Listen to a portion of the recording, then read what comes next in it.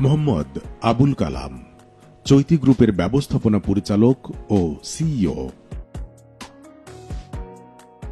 বাবার পথ অনুসরণ করে মোহাম্মদ আবুল কালাম ব্যবসা শুরু করেন ১৯৮৫ সালে। ঠিকাদারি ও ট্রাভেল এজেন্সি ব্যবসায় সফলতার পর ১৯৯১ সালে আসেন তৈরি পোশাক শিল্পে। ৬৫টি সুইং মেশিন দিয়ে চালু করেন কারখানা। এরপর মেধা, শ্রম ও দূরদর্শী সিদ্ধান্তে পার করেছেন সফল ৩৫ বছর।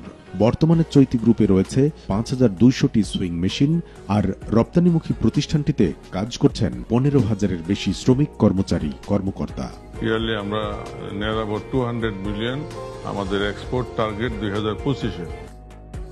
পরিশ্রমী ও সফল এই উদ্যোক্তার স্বপ্ন আগামী ১৫ থেকে ২০ বছরের মধ্যে তৈরি পোশাকের বিশ্ববাজারে লিড দিবে মেড ইন বাংলাদেশ, যেখানে তৈরি হবে ১ কোটি মানুষের কর্মসংস্থানের সুযোগ। কর্মমুখর শ্রমিক ভাই বোনেরা সব সময় থাকবেন হাসি খুশি, থাকবে না কোনো ভিনদেশি বিশেষজ্ঞ।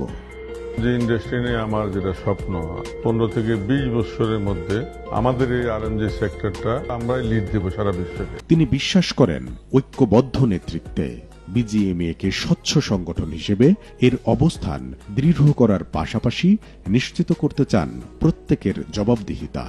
সরকার, শিল্পোদ্যোক্তা, শ্রমিক ও তাদের প্রতিনিধিদের সঙ্গে নিয়ে মোকাবিলা করতে চান এই শিল্পের আগামীর চ্যালেঞ্জ। সকল শিল্প মালিকদের সাথে আমাদের যোগাযোগ আছে, আমাদের ফ্রেন্ডশিপ আছে।